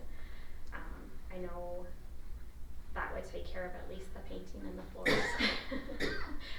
The flooring would not be able to be completed until next summer just because of the timeline with the vendor. Mhm. So that would be something that would come out of next year's plant facility funds, but we would need to get on their schedule in order to pursue that at this time. So having board's permission to pursue that project is what we're looking for there. The painting, if you recall the quote that had come in a while ago, last Yeah. year I believe, this Correct. is actually pretty phenomenal price to paint the inside of that facility. Mhm. So I'm hoping for action to move forward with that because we can get that done this summer. Frankie has also secured some pretty generous donations from the community to redo the Hawk Hall bathrooms. Mhm. Around $20,000 that will be done this summer as well. So we definitely have community support, and we had a very successful pancake feed fundraiser last weekend as well. And then the bleachers obviously are a major concern in that building, as the board is aware. They're original to the building. They're super unsafe. sketchy. I'm like, how do I say this nicely? They're not the greatest. And so the ask to replace those bleachers as well, to make sure that we don't have a lawsuit. Where did you come up with the estimate on the replacement cost? Mike and Frankie did a lot of legwork, sourcing some quotes on this. So that is for electric bleachers, if I'm correct. No. No, Manual. not manual bleachers, which is what we recommend in that building. As you are aware, power in that building is challenging. And so doing manual bleachers in there to replace the wooden bleachers, which are cheaper. We would obviously have to go out to the bid for the bleachers themselves. The other two items come in under the bid threshold. Randy, do you remember what we paid for the bleachers up at Timberlake? 180. Yeah, I was thinking it was 160, but yeah. It was in there, yeah, somewhere in that. It was realm. 160, but I remember looking at it when I was looking at How this. much? 160. 160? And I believe the initial bid for the middle school during that round, when they opted out, was for powered bleachers. I think it was around 118,000. It's not as big. Right. The real issue with the middle school is power. And even when we got the bid for power originally, I was a little bit on the fence about it. It's one of those things where it would work, but if you were using something else in conjunction with the bleachers, breakers would pop. And I don't like running things that close. And so that's why this time around, unless we wanted to do a major infrastructure upgrade on the power currently, we opted for a manual because they're not, I think they're 4, 5 rows high is all they were. So, anyway, there's a little bit of a price difference from the first go around just because of that, so. Would these match the ones that came from the high school? In regards to, Color, style? whatever? they, depending on the vendor we go with, I bet you would be pretty close. I mean, they all have a multitude of colors to choose from. Something would be pretty close to what we have done in the past. I'm sure we could come up with something. And then the last piece of this ask is for a mural similar to some of our other schools to be put on the wall. It's kind of one of those things we would like the students to take pride in their facility, and that mural in some of the schools has definitely helped with that. So, And have we paid for murals in other schools? No. no. No, those have been donated or purchased by graduating A lot of classes. time it's the graduating class, well, at the high schools anyway. All the murals at the elementary schools that we have were donated by Volunteers. volunteers. Right, Yeah. right, exactly. So we can definitely look into that. Just curious, Okay. it's been my pet peeve, but where's the concrete sit in alignment with this? Is the concrete work gonna be done this summer? Unless you guys give a directive that you want to have it done. I mean, I haven't been told what we Okay. want to do with that. The last information I gave was the total cost of Right. where we stand. And if I remember right, I mean, we Three could pick and different choose breaks what we want to do, but I haven't heard. Okay. If the board would like to move forward with some of that, I would need to know fairly quickly because those guys are also, booking up. And depending on what we do, if it's over 50,000, we have to go out to bid. So I would need to know the scope Sweet. of what we'd like to do.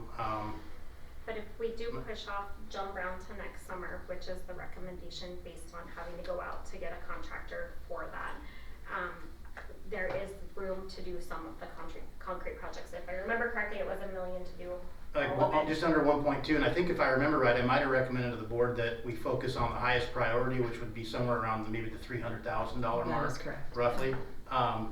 But that's a sizable project that would require, again, going out to bid. With concrete work, we might be able to go out to bid in enough time to get some of it going this summer. I don't know how busy those guys are, but we would need to move on it pretty quick.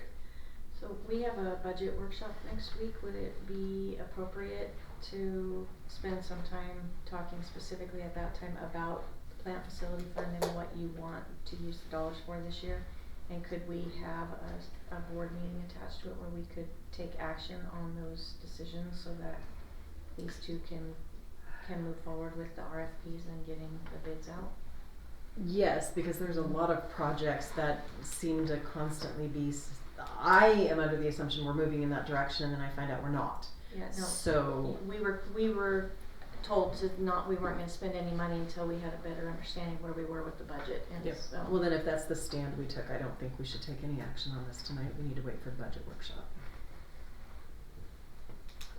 Because it would make no sense to approve this if we're still sitting on hold with everything else that's been brought before us saying we need to address this. Everything is a priority because everything The is. bleachers you have to go out to bid for. The So- bleachers we so have to that's- go out to bid for. That's time sensitive. That is time sensitive. I also would like to get a response back to the contractor that provided an excellent quote on the painting, because I feel like that's a extremely. I have a question about I'm gonna make a motion pretty soon here, but. No worries. I have a question about the gym floor refinish. Yes. Is that a complete sand and refinish? Down to bare wood and restriping, Do yes. you know how many times that floor's been sanded? I don't know. I don't have a record of it. I mean, not in the time frame I've been here. Mm-hmm. So you wanna think about that a little bit, Mhm. and have somebody look at it closely, because you can be down to nails at Sure. some point. Yeah. That seems like a pretty stiff, bid, if that's an estimate from somebody. How'd you write at that? So I had Northern Hardwood and I had Wyoming Hardwood both bid it, and actually Wyoming, they were 57 or 58,000. Northern Hardwood came in at 34.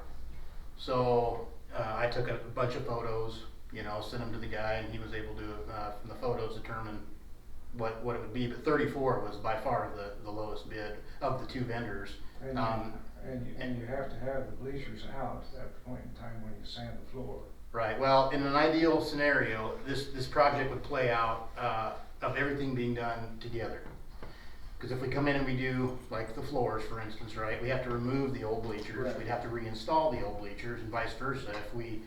If we don't do it all together, we do the bleachers, say this summer, because we can't do the floor till next summer, right? Now the new bleachers have to be unmounted, you know, next summer, and then remounted. And I'm not a super big fan of removing and reinstalling stuff that way. So, that coordination is a real issue. Right. I mean, and that's how I would prefer, you know, we go. And then if you were but- gonna refinish the floor and paint the ceiling, you don't want paint all over the new floor. Correct. So- Right. Recommendation is that we do move forward with the paint this summer at least, so that we can do the bleachers and the flooring next summer. And bleachers are getting tight right now. They're booking into the end of July and August right now for install. So I mean, the time we might as well just do the bleachers and the flooring all at the same time in 25 would be my recommendation. I would move we move forward with all except the mural.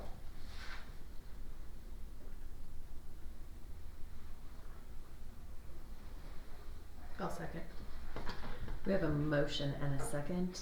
All in favor say aye. Aye. Aye. Any opposed? Nay. 3 in favor, 1 opposed. Motion carries. Thank you. Thank you, guys. That's it. Paint the ceiling first. Yeah. Next, we need to approve the RFP process for FS&C.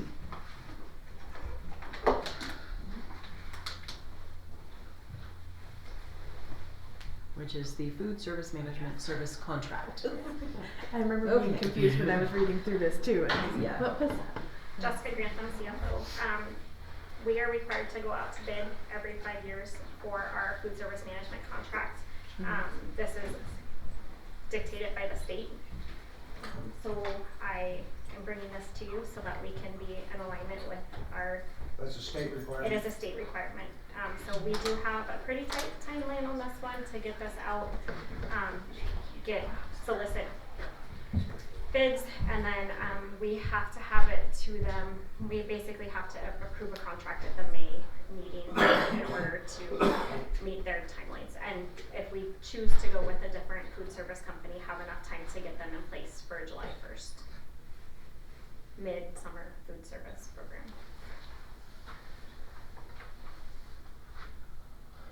Move to approve. Second. Motion and a second. All in favor say aye. Aye. Any opposed? Hearing none, the motion carries. Thank Moving- you. You're welcome, thank you. Moving on to the Journalism Education Association attending Kansas City Convention.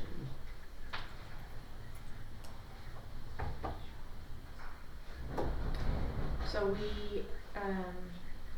we don't pay for kids to leave the state, but this group of kids would like to go to this national conference, and so they are doing fundraisers and just want permission to move forward.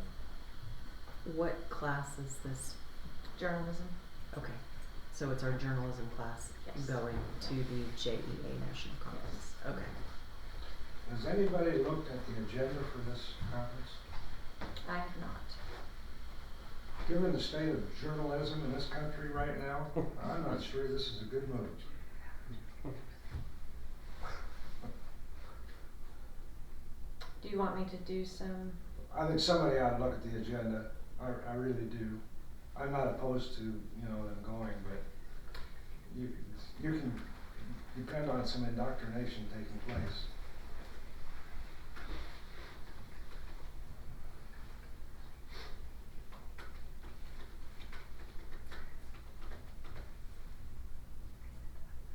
And this is at no cost to the district, correct? Correct, yep. Okay.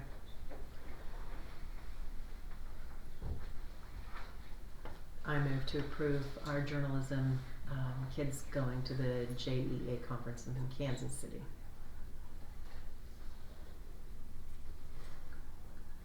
do have one more quick question. Okay, can have further discussion.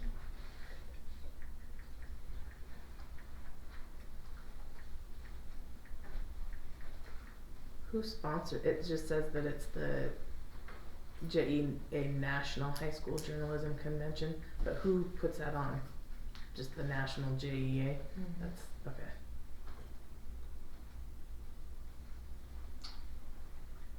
Well, they're leaving April 3rd, so.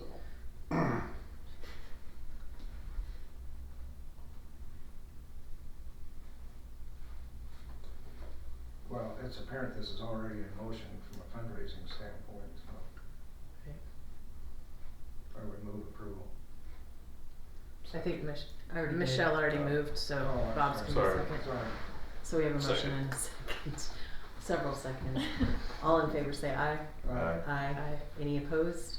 Hearing none, the motion carries. Moving on to the IBB meeting date, they're requesting that we change the meeting date from March 26th to April 2nd due to the first date being during spring break. Does anybody have any qualms about that? Yeah, Questions, I don't concerns? know, are we on spring break that week? Bob, you're always on spring break. Just think we could get it all over that week. Yeah. True. I can teleconference from Cabo. Move to change. Second. We have a motion and a second. All in favor say aye. Aye. Any opposed? Hearing none, the motion carries. Moving on to securing our future grant. So this is the second round of funding from the state through a grant process. The first round, we got the $220,000 to do the fencing project, so you've seen those new fences go up, which is so nice.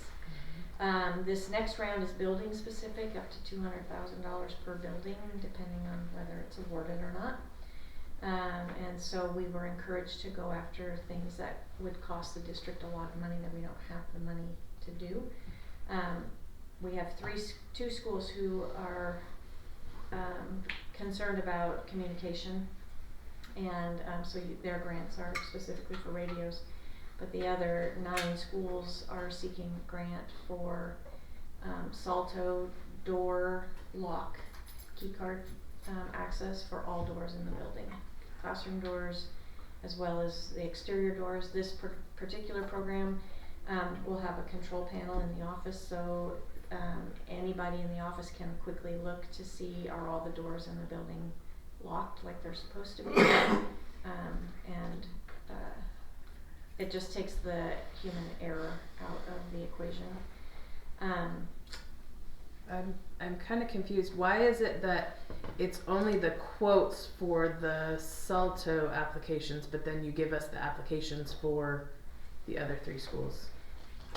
Because when we had to upload the schools who are doing Salto, they had worked together on the narrative, but they all were supposed to personalize them, and they didn't get them to me in time to upload them. So all I had for you is this is what they're asking for, and this is the cost.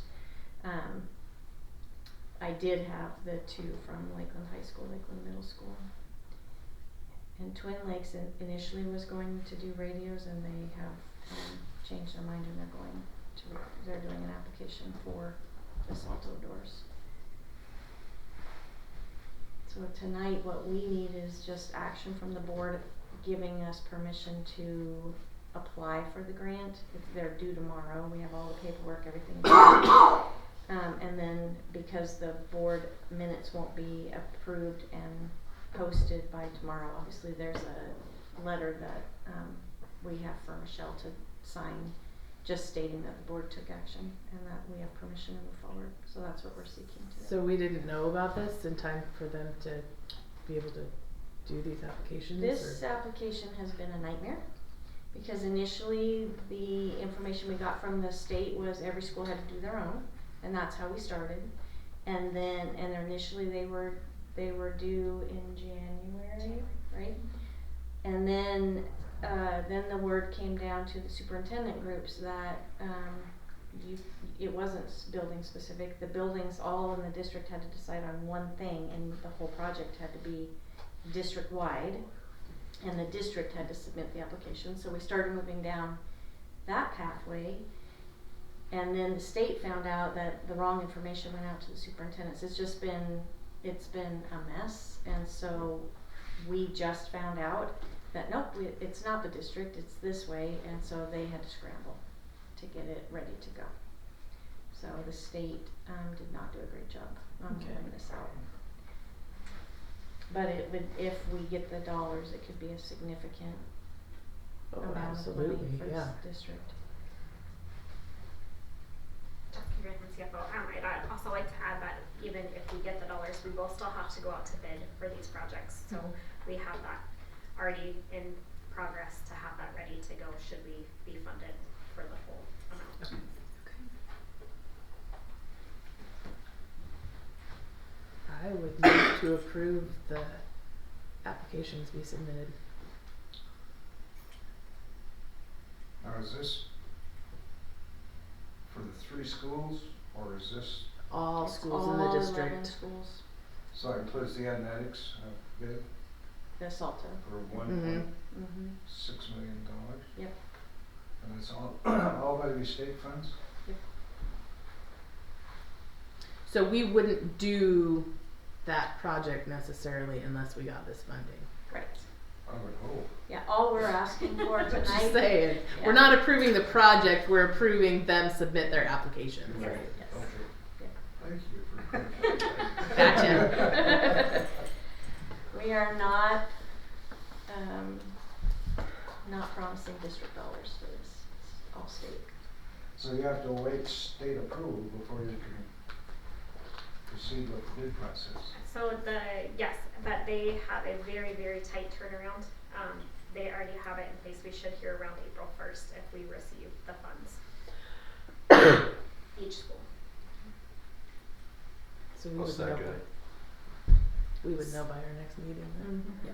and be ready to go with those. Okay. So we have a motion and a second. All in favor say aye. Aye. Any opposed? Hearing none, the motion carries. Thank you. Moving on to BPA Nationals. This is just another request to be able to do fundraising to take the kids who qualified at state level for BPA to go to nationals. So then the action we need to take on is fundraising. Yes, And for their attendance, or just fundraising? now to allow them to fundraise and to attend the conference. Any ideas of what their fundraising options are? They had listed bake sales. They had lots of different ideas. Excuse me. Actually, Mr. Eberlin sent me a list. I can tell you.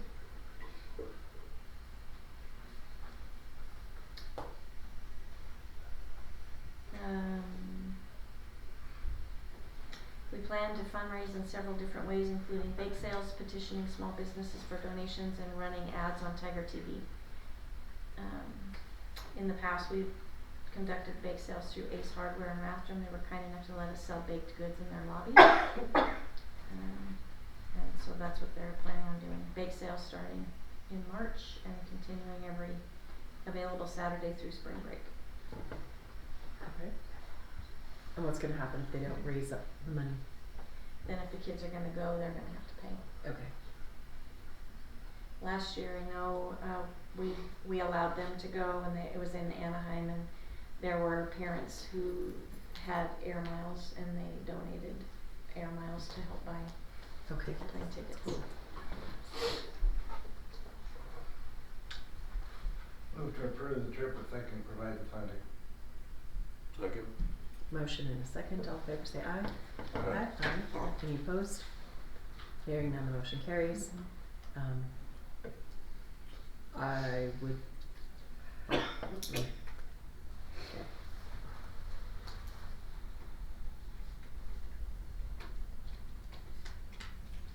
Moving on to discussion items. We have the key Club Conference in Oregon. The Key Club is one of our approved after-school clubs. It's not a club. I mean, it's not a class. And so Lisa had wanted to bring it to our attention that, you know, we don't really have any policies or anything in place with respect to what the clubs do. And this would be traveling to Oregon, and does she need to bring that sort of information to the board For approval for approval? specifically. Because we approve our We approve the curricular clubs, yeah. and co-curricular travel, but this is purely a student-led club outside of school hours. So I wasn't sure what the board would like us to do. School-sponsored club though, right? They're all school-sponsored, we're not Right. allowing They're any district-sponsored. non-school-sponsored. So we do have some involvement that way. And I did reach out to our attorney just to find out what our liability is, and she agrees with you because it is a school-sponsored club that we should be handling this in the same way that we handle our co-curricular Okay. and curricular groups.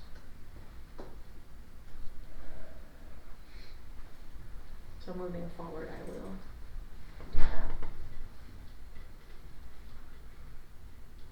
So, What is your desire? As far as allowing them to go? Yeah. Or others of similar.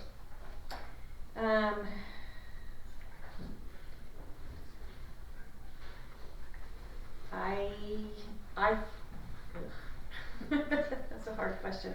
I think that I think if they're gonna put that time and effort into going and it's going to benefit their club in the work that they're doing, I would like to support them. Okay. That's agreeable. But the board should approve the travel.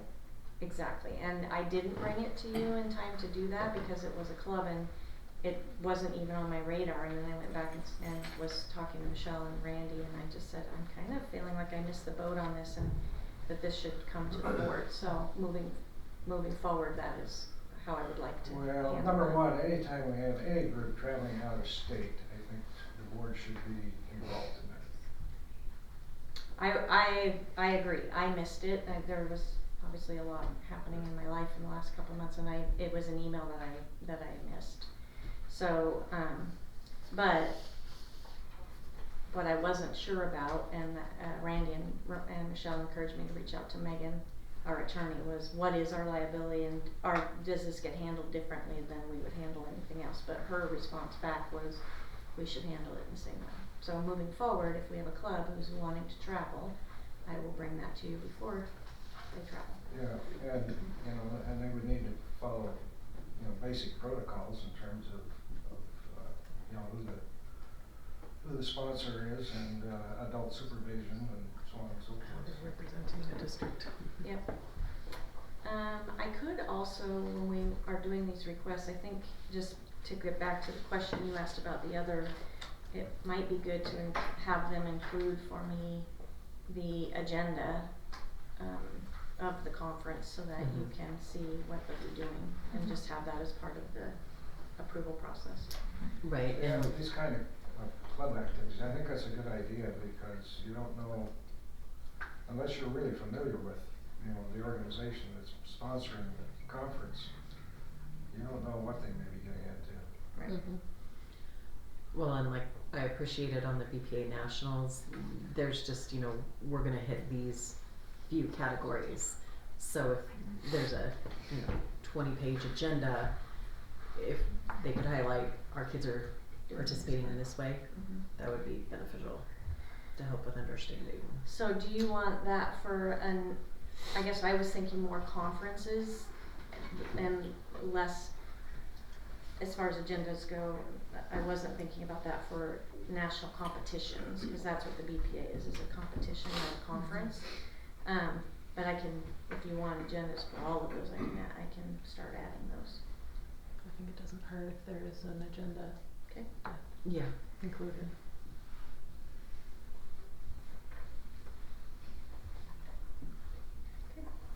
I will start adding that.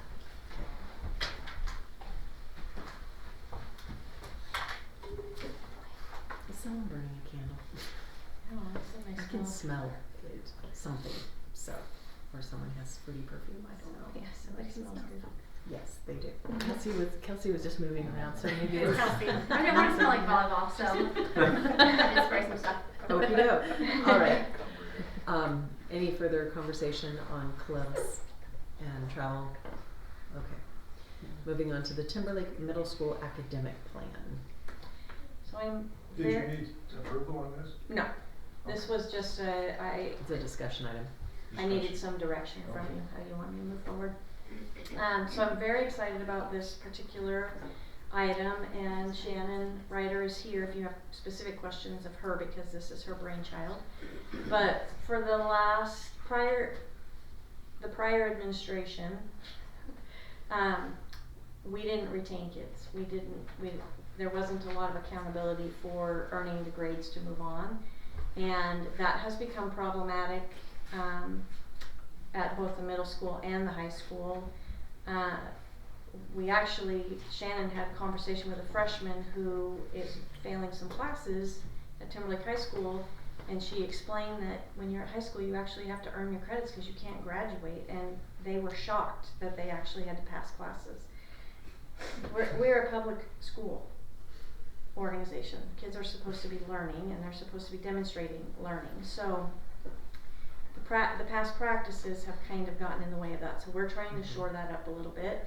And one of the things that Timberlake Middle School would like to put in place, and Lakeland Middle School is very excited to jump on board with this, is that when a student fails a class, especially a core class, that there is a requirement that they make up that credit. And it's either going to be, Timberlake Middle School has their schedule set up so that in lieu of an elective, they can retake that class basically, using Play-Doh and some other credit recovery type programs that we're already using in the district.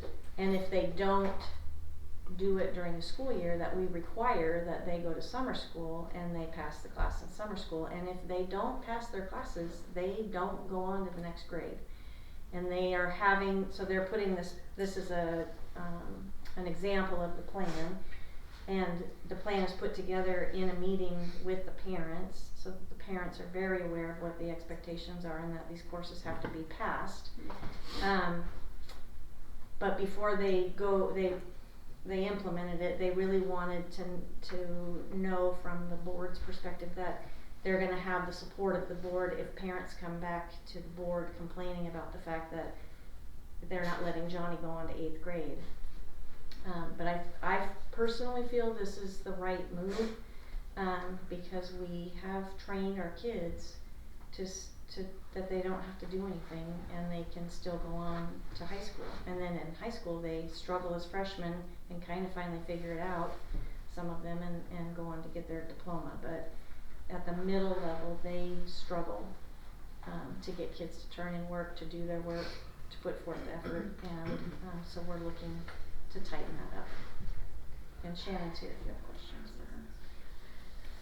I personally don't believe any child should be advanced just because they have to do the schoolwork. They're not building the foundation to build off of. So we can't just keep passing these kids through when they're failing everything. That's ridiculous.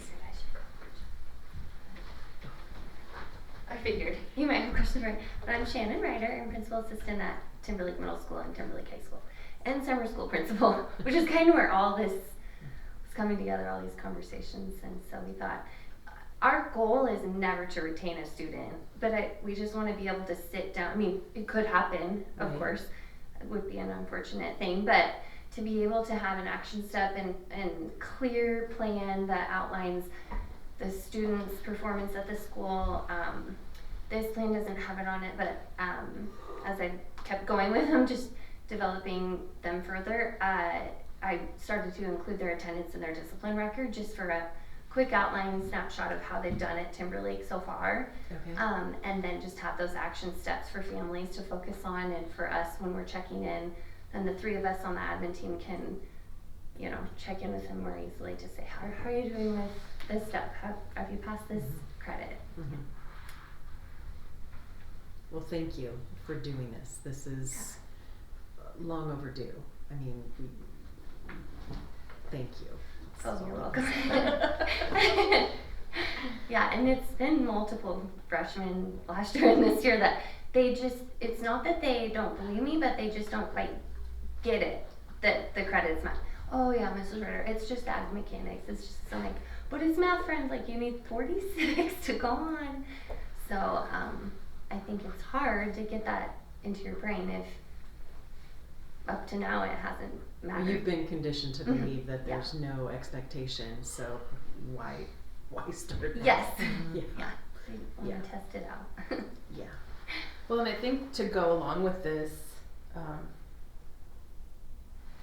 if that is the case and kids are going through the middle school level with the expectation that it doesn't matter, maybe we do need to have, we have the graduation criteria for the high schools. In order to leave middle school, you have to meet these Yeah. criteria. And I created a pathway to promotion that's linked into that plan. If you wanted to access that, Okay. you should have rights to it, Okay. or the ability to see it. Okay. And I didn't make that up out of nowhere. I looked at the one that George and Griffith had made, and then the exemplars on the state website, and just aligned it with those plans and what made sense to us at our building, went to our Yeah, no, leadership team. I have that here now. Oh, Sorry. okay. I Perfect. yeah, I know. I missed Yeah, I it when just I was moved it straightforward reading for through it. me. Yeah, no, that's awesome. Thank you. And then I linked in the verbiage from the state for our requirements, and then the board policies, which ours is a little bit more stringent. We're looking for 85% of credits earned for a semester, and the district policy is 80%. So we can adjust that if you want to, or Maybe we need to adjust the policy. yeah, we could do it on Thursday. Well, if you look at the 4 core classes, so social studies, science, math, and ELA, they should absolutely have to pass those classes to go on to the next, all 4 of them, to go on to the next The grade state level. requires 8th grade math, both semesters of 8th grade math. So even if they were to, if that's the only thing they fail, they have to recover those credits to go on. So walk me through this just a little bit, indulge me. Yes.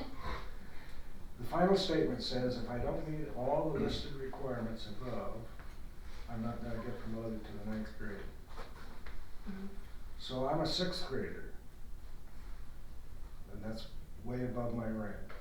But at any rate, We took the name of a student out. This student was an 8th grader, is an 8th grader, so that's why it says 9th grade on the bottom. It's a sample yeah, one. I change it depending on their grade. Is that what you mean? yeah, but what I'm getting at is they have to meet all these requirements, correct, in order to go? George, they just need to meet these ones. So when it says in order to promote to, these are their bullet points. Okay. To earn all 7 credits for semester 2 and then recover these courses that they failed. This was in all. So I take the class over and I still don't pass it. And I'm 1 credit short. So I'm not gonna go to Timberlake High School. You have the option Yeah, for there's- summer school. Yeah, there's summer school as a backup, there's IDLA as a backup.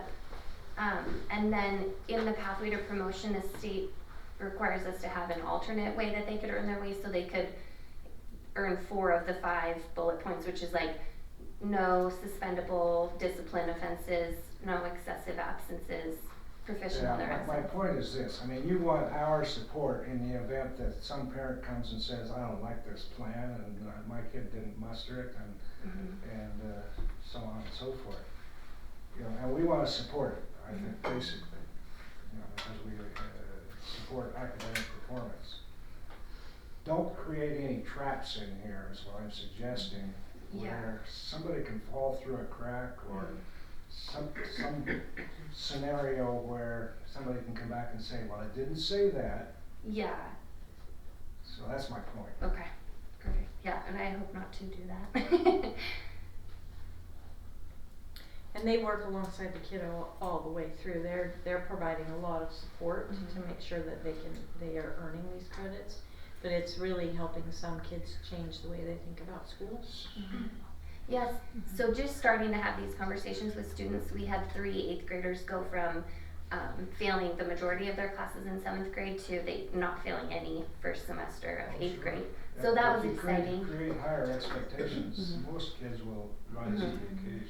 Well, and outlining what those expectations are, Mhm. just Yeah. drilling it home that Well, and I do think then the conversation in my mind could be, well, we might look at retention, we might look at this whole situation and say, we have all the evidence we need to make a good referral to Mountain View or to, you know, the Lakeland Middle School Academy.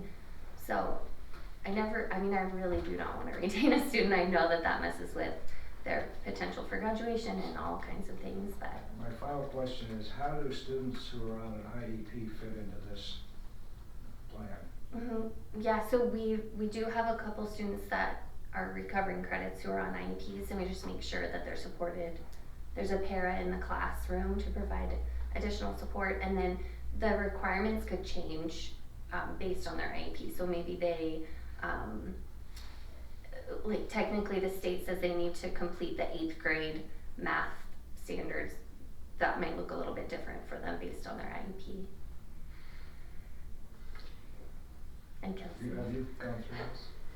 Yeah, absolutely. So, yeah, we'll make changes just to, every kid's different. There's a lot of gray in that too. So it just depends on what level the kids are functioning at. So obviously if we're looking at someone a little bit lower functioning, then credits and stuff can be changed. So yeah, we'll look at that. Once again, there's no creative track somewhere. Yeah. Shannon, I do have a question. So this is an 8th grade student. The plan was created in February. Okay. And with the academic history, you were showing they only achieved 33% of possible credits in 6th grade, 43% possible credits in 7th. And then for the first semester, they only achieved 57% of 8th grade. Okay. Yeah. But your statement, in order to be promoted to the next grade at Timberlake Middle School. Oh, it's probably a typo. Okay, so they would be, I mean, Yeah, this is Timberlake to High transfer School. over into high school then. Yes. Okay, I just wanted to clarify that because I'm like, Dawn at the middle school caught those for me, but it's just not changed on that one. no, that's okay. I just wanted to make sure that I wasn't Yeah, I appreciate misunderstanding. it. No worries. Okay. at the bottom it's right. Right. You get to repeat all of the school again. Yes, and again. Starting at 6. I know this example is like our one who is the furthest in the hole. So Okay. his attendance, it's not on that one, but his attendance is really struggling. So Oh, most and of I them like- aren't that far. I like that you're putting the attendance on there and discipline, Yeah. whatever behaviors. Yeah, it just helps the parents see the whole picture of what's Right. happening with that Right. kiddo. It's Yeah. good. Oh, I love it. So this is a work in progress at this stage. We just wanted to make sure that the board was supportive of this idea. moving Absolutely. forward, Mhm. so. Well, as it is for discussion, there is no action to be taken on it, but Thank thank you, you. Shannon. I appreciate your hard work on this.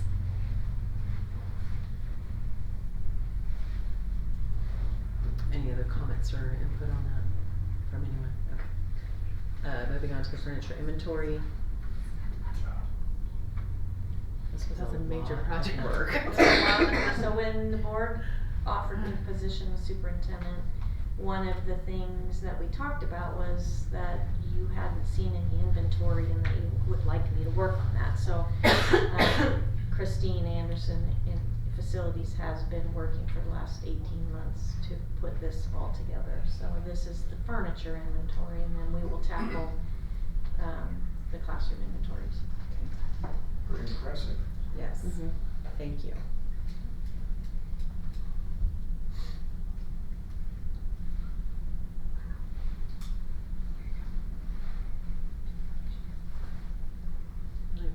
I think a fleet and transportation inventory as well. And we do have a technology inventory of all the Chromebooks, so I can provide that for you as well. So you said fleet and Transportation. Jessica Grantham, CFO. I can provide that as part of our audit Oh, documents. We can provide that. the asset. Easy. Yep, okay.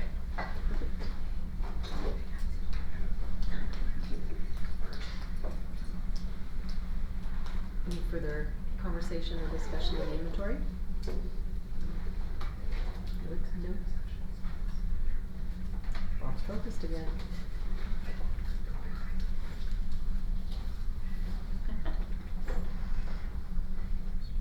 Bob, any questions or comments? No. Okay. On that note, I will entertain a motion to enter into executive session pursuant to Idaho Code 742061B and J. I move to move into executive session for Idaho Code 74207B and J. We have a motion and a second. We need a roll call vote. Chair Thompson? Yes. Vice Chair Bain? Yes. Trustee Quimby? Yes. Trustee Jones? Yes. On that note, we will take a 5-minute recess. It's 8:05. It's a miracle. I know. Good work. Okay, so we've come out of executive session. There are no possible action items after executive session. We have dates to remember. And on that, we'll go ahead and conclude. Can we, just as a clarification for the public, the second IBB meeting on the dates to remember is actually the board budget workshop. Oh, yes, that is correct. Just in case people want to come. Right. Budget workshop on March 19th, not an IBB work session. And what's on the 20th? No, the budget workshop is on the 20th and IBB is on the 19th. Oh, okay. March 20th is the budget dealio. Alright, so based on that, we'll go ahead and adjourn the meeting. It's 9:38.